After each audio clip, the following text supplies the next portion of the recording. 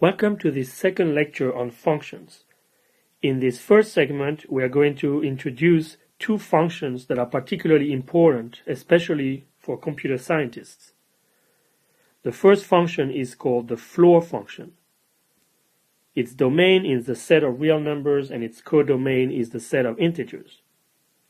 In other words, the floor function converts a real number to an integer, which is denoted using these special angle brackets, and its notation stands for the largest integer that is less than or equal to x. So what that means is that floor of x basically rounds the value of x down to the next largest integer.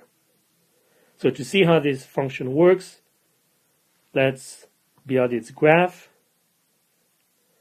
So let's take the simplest case where the x is integers. In other words, 0, 1, 2, and 3. But since those are real numbers, let's call it 0.0. So what is the largest integer that is less than or equal to 0.0? Well, the answer is 0. So this is the first point in the graph of the floor function.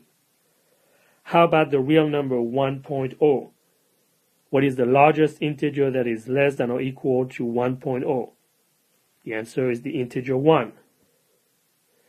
And so on for all the integers.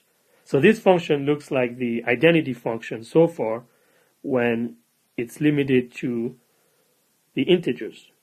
And of course, don't forget to go down to the negative real numbers. Minus 1.0. What is the largest integer that is less than or equal to minus 1.0? The answer is minus 1, and so on for minus 2, minus 3, and etc. Now, of course, this is not the complete graph for the function floor because its domain is the set of real numbers, not the set of integers. So now, let's consider the real numbers between, say, 1 and 2. Let's take 1 in the middle, but the reasoning will hold for any one of them. Let's take 1.5. So 1.5 is right here. What is the smallest integer that is less than or equal to 1.5? The answer is 1. So the image of 1.5 through the floor function is 1. In fact, for all numbers between 1 and 2, their image will be 1. Remember, this function just rounds down to the next integer. So we have a straight line here between 1 and 2. Notice the line does not extend all the way to the number 2. Remember, the image of the number 2 through or by the floor function is 2. So clearly it can't be 1. So to indicate the fact that the image of 2 is not 1, we're going to draw an empty circle there.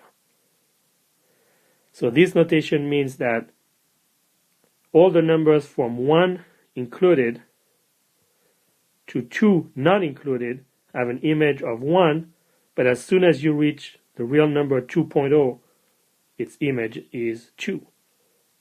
And you can see that this reasoning is going to hold between every pair of integers. So for example, all the numbers between 0 and 1 not inclusive are going to be rounded down to 0. And similarly, all the numbers between 2 and 3, 4 and 5, and so on. So this function also behaves similarly on the negative real numbers. So let's take, say, a number between minus 1 and 0. Let's say minus 0.5. Well, the largest integer below minus 0.5 is right here. It's minus 1.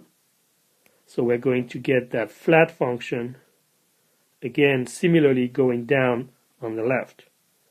So this kind of function is called a step function or a stair function because it looks like a staircase going up.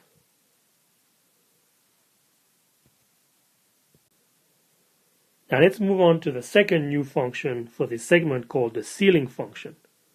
I'm going to go a little bit faster since it's very similar to the floor function. It has the same domain and the same codomain. And the ceiling of x, denoted with this other kind of angle brackets here, is simply the smallest integer that is greater than or equal to x. In other words, the ceiling function is a function that rounds up to the next integer. So let's draw the graph for this function. It's the rounding up function. So if you round up 0.0, you get the integer 0. If you round up 1.0, you get the integer 1, and so on and so forth for all the integers. So far this function looks like the identity function and the floor function. Now the difference will be for the real values between, say, 1 and 2. So if you take a value, say 1.5 right here, and you round it up, its image is going to be 2. And the same holds for all the numbers between 1 not inclusive and 2 inclusive. So you're going to get this horizontal line, and again we're going to use that empty circle to indicate the fact that the image of 1.0 by the ceiling function is 1, not 2. And the same pattern of steps or stairs repeats up and down the diagonal.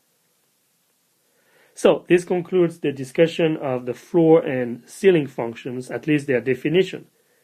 Now I'm going to let you think about whether those functions are increasing, strictly increasing, decreasing, strictly decreasing, injective, surjective, bijective, and so on and so forth. Please stop the video and try and answer those questions. Now that you spent some time thinking deeply about these two functions, let's consider some of their properties. So first, let's assume that n is an integer, and that x is a real number, and that y is another real number.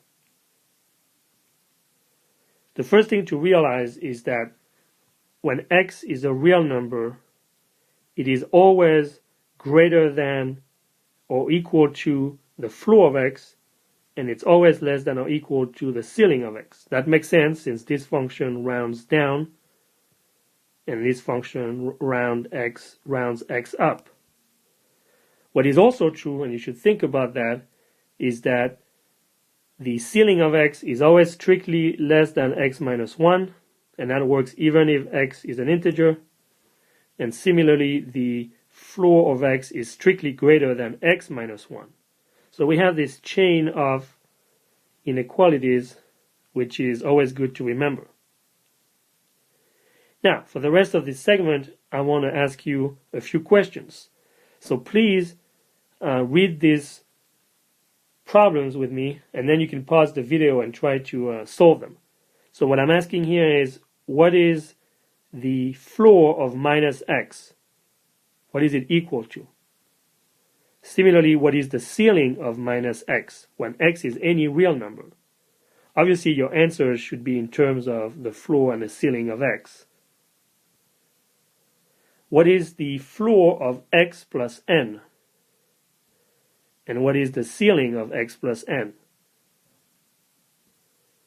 And here is a true-false question. Is it true that the ceiling of x plus y is equal to the ceiling of x plus the ceiling of y for every or any x and y in the set of real numbers? Okay, now let's check your answers. Problem number 2. The floor of minus x is equal to the negative of the ceiling of x. And similarly, the ceiling of minus x is equal to the negative of the floor of x.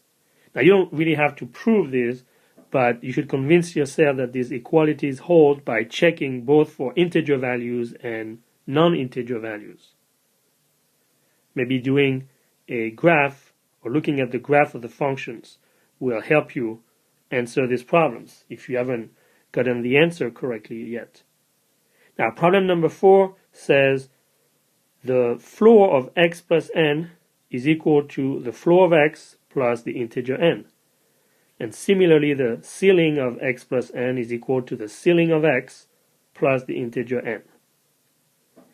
Now, finally, the last problem, the answer is false. And in this case, you can actually prove it by providing a counterexample.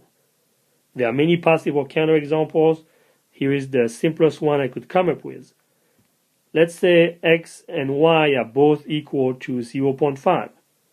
And I compute both sides of the equality and show that they are not the same.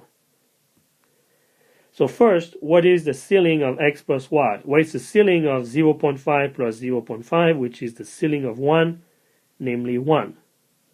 On the other hand, the ceiling of x plus the ceiling of y is the ceiling of 0.5 added to itself, which is 1 plus 1 equals to 2. And indeed, those two values are not the same. And this concludes our first segment.